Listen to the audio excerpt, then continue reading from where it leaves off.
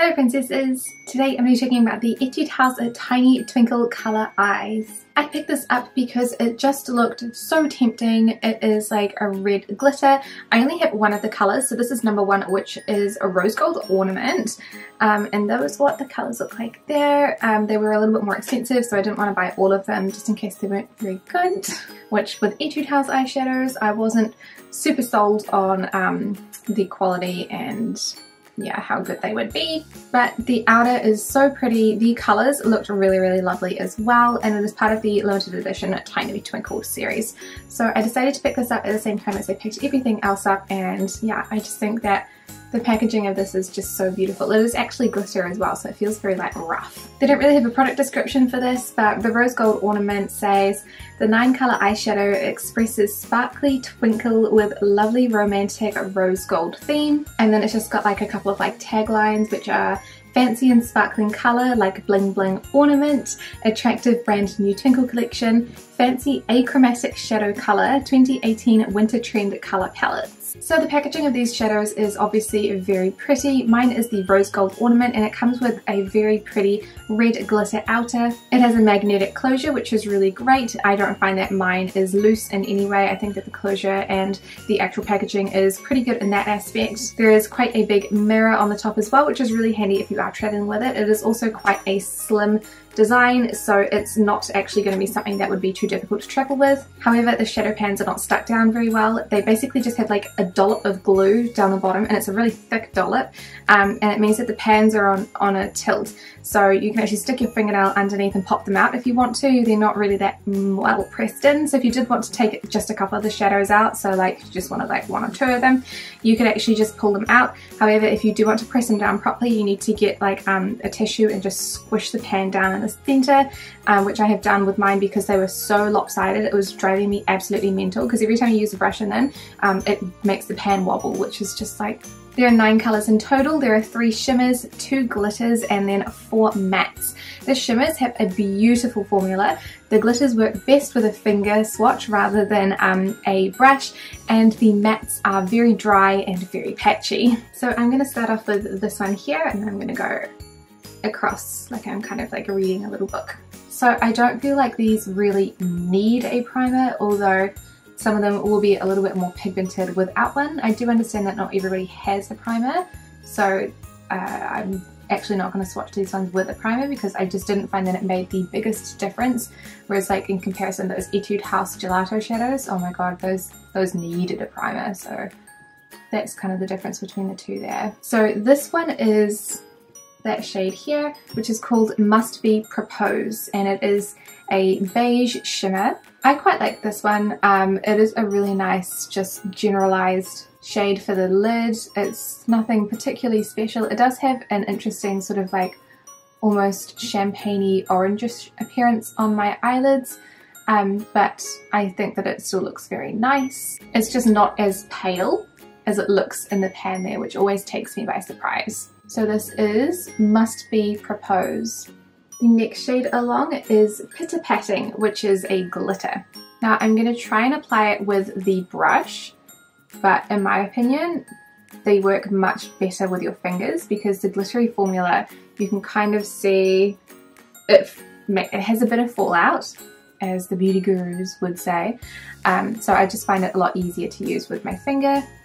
But it is kind of a bit more of a creamy texture. It's a little bit harder to control if you use your fingers. So this is what Pitter Patting looks like. This is a glitter shadow.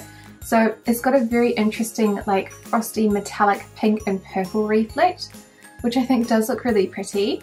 It's not as intense on camera from what I can see with one eye open as it is in real life. I didn't really think that I would like it in real life, but it does look really nice. It just doesn't look anything like what the swatches look like for this one. The swatches look like a light frosty pink, but in reality it's got a lot of purple tones in it, which I wouldn't normally like. The next shade over is Ruddy Cheeks, which is a matte. Just ignore that awful looking wing there. I'll get it off with the next load. So this matte is the one that I use as a transition colour for the most part. It is quite sheer, so you do need to build it up, but I guess that works really well for a transition shade. It's just not the most pigmented shade in the collection, unfortunately. So that is Ruddy Cheeks. It is just a really nice matte, warm toned shade. It does look really patchy on camera, so I can see that it doesn't look very good, but it honestly doesn't look that bad. So it's just a basic mid-toned warm transition shade basically. So on the next line down, the next shimmer is called Secret of the Heart, which is this one. This one I'm always so surprised with how orange it makes me look in real life. Of course it's not going to look like that on camera, because as soon as I say something will look like something, it immediately looks totally completely different on camera, and I'm like, why do I even bother having an opinion? But okay. This one just is very, very sheer. Even if I use a primer, it still is this sheer, which is very strange. And this one does look like it's supposed to. So in the swatch on the website, it does look like a pale beige with a fleck, tiny flecks of glitter. So I can't even complain that it's the wrong color, because it is what it's supposed to look like. I just find it really disappointing. So this one, like, I don't really see much reason to use it because it's so sheer. I mean, my skin's fairly pale and you can barely see it. That is Secret of the Heart. This one's actually marked as a glitter, but I would say shimmer more so, basically because there's just not very much glitter in there. The next shade over, the one in the middle of the palette, is called Rose Gold Ornament. So I'm going to try and apply this with my brush, but just like the other one, it does look a lot better if you use your finger. You just get a lot more glitter and a lot more pigmentation that way, but it does work if you use your brush. But just see how I'm working in really small sections, and I'm really packing the brush with product and then really pressing it down onto my eye. It's a little bit more time consuming this way with a brush, but I guess it stops you from getting glitter on your fingers. So that is what a Rose Gold Ornament looks like. I really like this shade. It's a little bit more coppery than I would think for rose gold, but I do think that it just looks really beautiful, and the quality of the shade is gorgeous. If you don't want to spend so much time packing it on your lid like I just did, just use your finger. And it's, yeah, still easy to blend while being a glitter, which is kind of unusual. It is a really nice glitter though. I don't know if you can see very much from in the camera, but it is very nice. The next shade is this matte here, which is called A Reason of Special Day. It's a nice deeper sort of like mid-tone brown. This is what my younger sister uses as her like transition shade, because her skin is a fair amount darker than mine. So that works really well all over her lid, and then like blend it out into the crease. For me, it's not my favorite color, mostly because I find it a little bit difficult to blend, being that it is a bit further away from my own skin tone, but it is still a pretty color. So this is A Reason of Special Day, which is a matte. Again, pretty color, just not one that I get a huge amount of wear out of. Next up I have another shimmer. This one is called Day of Decorating Trees. This one is so gorgeous, like look how little effort this takes. It's a beautiful shimmer, and it's not too like overly warm tone for me as well. This is like the whole lid with just one brush full as well. So this one you don't need to use your fingers to get maximum amount of shimmer or pigmentation. One brush load is more than enough, and I should be using a blending brush to blend this out, but I'm sure you guys understand that this is just an eye swatch, so you're just looking at the colour and the way that these apply. But the shimmers are beautiful, especially this one. I think that this one is just, like, the colour is not something I would wear all the time, but the formula of this shadow in particular is really lovely. So this one is called Day of Decorating Trees. Who named these? The next shade is that burgundy in the middle there, which is another matte. This one is called Poinsettia instead of Rose. It's kind of like a brownish burgundy. This one, it is pigmented, but it is hard to work with. So I feel like I need to pick up quite a bit of it to pack on the lid, and then use a very clean blending brush afterwards to blend everything out.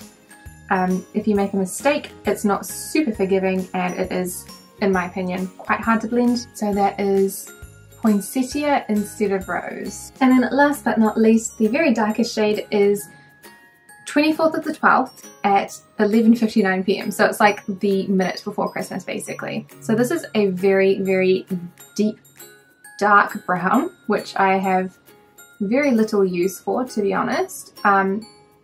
It's a bit patchy. It's a bit hard to work with. It looks a lot lighter, a lot warmer toned, and a lot more shimmery, even though it is marked as a matte.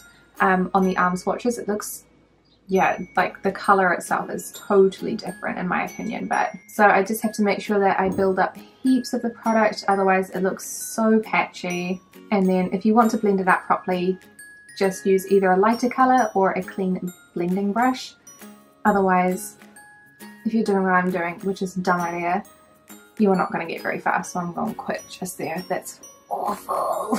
So this is 12-24 1159, which is the darkest matte brown in the collection there.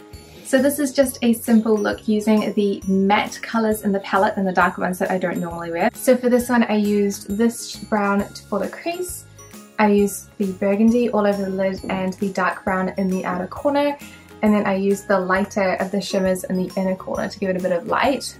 It was very difficult to blend though, and I think that it doesn't look very good.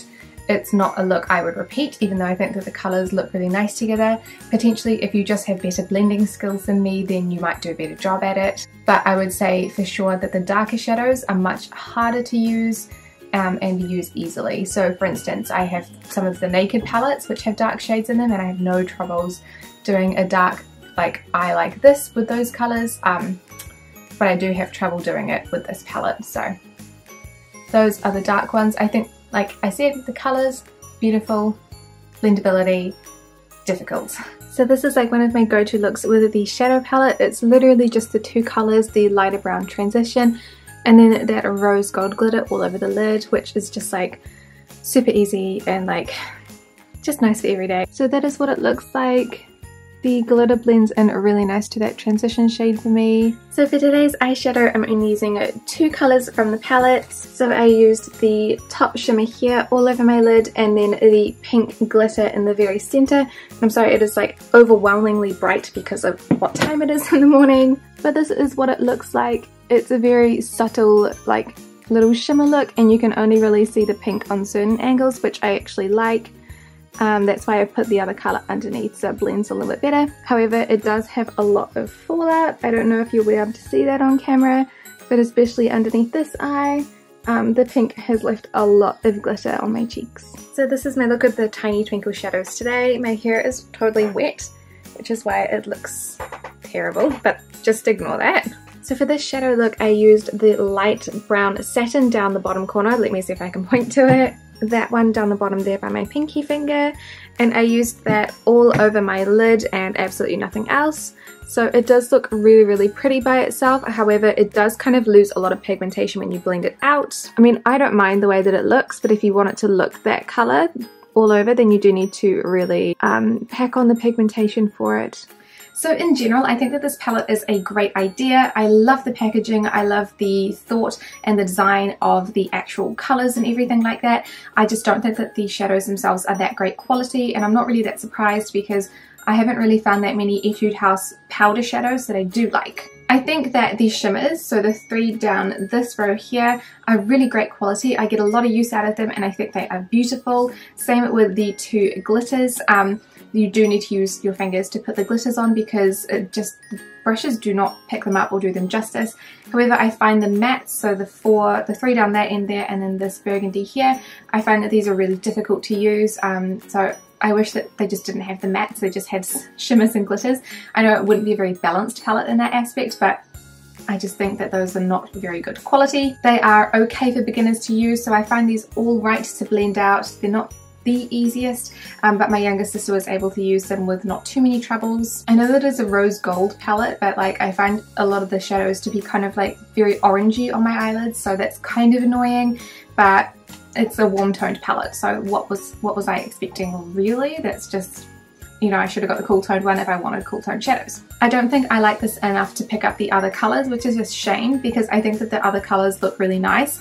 If they go on sale, then I might actually pick them up, but I wouldn't pay full price for them. Again, I just don't think that I think that you can get better quality shadows out there for the same, for a similar price. I personally really like the Holika eyeshadows in general. I haven't tried all of their shadows obviously, but the ones I have tried were really nice and really easy to blend. So rather than recommending the Etude House ones, which I usually do have a wee bit of trouble with, Holika are always a good standard. However, if you are looking at the packaging and thinking, oh my god, that is the best thing since sliced bread, then do get it, because it's not a bad product at all. It's just not amazing. I think it is a nice palette. It's just maybe a wee bit overpriced for what it is. Thank you guys so much for watching this review, and I will see you in the next one. Bye!